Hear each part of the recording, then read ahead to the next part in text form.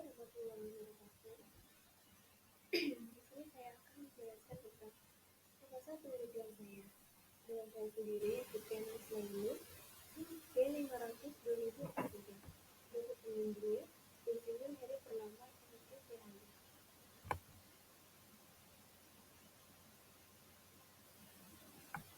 Presentation outline. Yang pertama, halaman judul. Yang kedua, pendahuluan.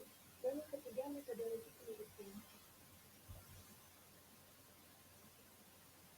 Efektivitas kombinasi azola mikrofila dengan bacillus sp dalam menurunkan konsentrasi logam berat tunggal atau disebut dengan PB, PSS, dan COD pada limbah cair batu. Pendahuluan, latar belakang. Proses pengolahan batik yaitu dengan pengkajian, pewarnaan, pencetakan, pencelupan, pengeringan, pencucian sampai penyempurnaan. Hal tersebut menghasilkan pencemaran limbah cair dalam parameter PSS, COD, dan bahan lain dari zat pewarna yang mengandung zat logam. Salah satunya yaitu zat logam timbal atau disebut dengan PB. Logam timbal merupakan salah satu logam berat non-esensial. Bagi tumbuhan dan pada umumnya ditemukan dalam lingkungan peternakan. Pembuangan limbah cair industri, khususnya industri batik, dalam pengolahan limbah cair industri batik digunakan teknik fitoremediasi. Teknik fitoremediasi didefinisikan menggunakan tumbuhan air untuk memperbaiki tanah, sedimen, dan air yang terkontaminasi dengan cara melakukan translokasi. Tumbuhan yang akan digunakan dalam teknik fitoremediasi ini yaitu azola mikrofila. Azola mikrofila tersebut merupakan tumbuhan jenis paku-pakuan yang hidupnya mengapung di atas permukaan air. Tumbuhan ini memiliki kemampuan menyerap logam berat dengan teknik fitoremediasi. Caranya yaitu menyerap dan mengikat logam berat pada sel jaringan melalui akar dan diakumulasikan menggunakan lumpur aktif. Pengolahan lumpur aktif dengan memanfaatkan bakteri Bacillus sp di dalam air yang ditumbuhi oleh tanaman Azola mikrofila tersebut. Step of the art.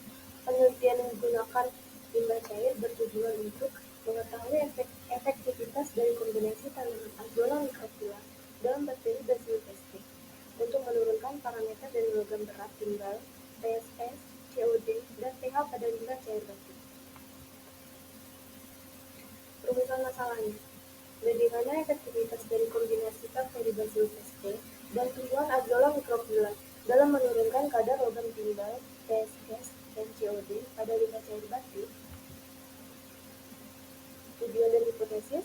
Tujuannya yang pertama mengetahui efektivitas dari kombinasi bakteri Bacillus sp dan tumbuhan Azola mikrofila dalam menurunkan kadar logam, PSS, COD pada limbah cair batik. Hipotesisnya, kombinasi antara bakteri Bacillus sp dan tumbuhan Azola mikrofila lebih efektif dalam menurunkan kadar logam timbal atau disebut dengan PB, PSS, dan COD pada limbah cair batik. Metodologi penelitiannya.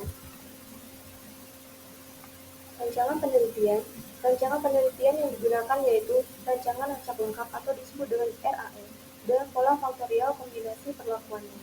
Variabel yang digunakan, variabel bebas. Variabel bebas mencakup biomasa tanaman Azola mikrofila dan konsentrasi bakteri Bacillus sp.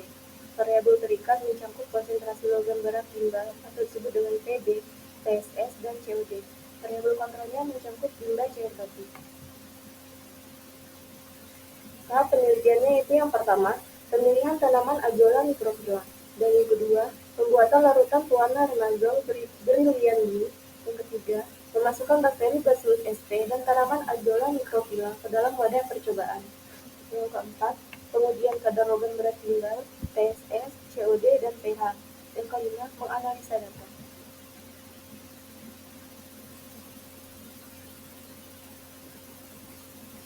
Risk assessment. Resiko dari logam timbal, kemungkinan jika terhirup dapat mengakibatkan keracunan.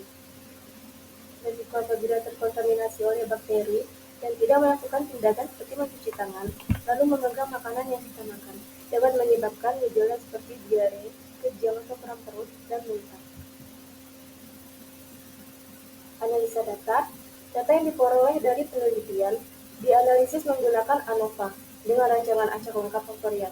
Uji ANOVA dikerjakan menggunakan aplikasi Excel untuk mengetahui pengaruh perlakuan terhadap respon yang diukur. Jadwal penelitian. Berikut merupakan jadwal penelitian kegiatan. Yang pertama yaitu persiapan alat dan bahan baku. Yang kedua menguji kadar logam berat, timbal, TSS, COD, serta pH air. Yang ketiga aklimatisasi. Yang keempat metode kombinasi fitoremediasi dan bioremediasi. Yang kelima uji kadar logam berat, timbal, TSS, COD, dan pH air limbah batik. Yang keenam analisis data. Yang ketujuh pembuatan laporan dan artikel publikasi. Terima kasih. Assalamualaikum warahmatullahi wabarakatuh.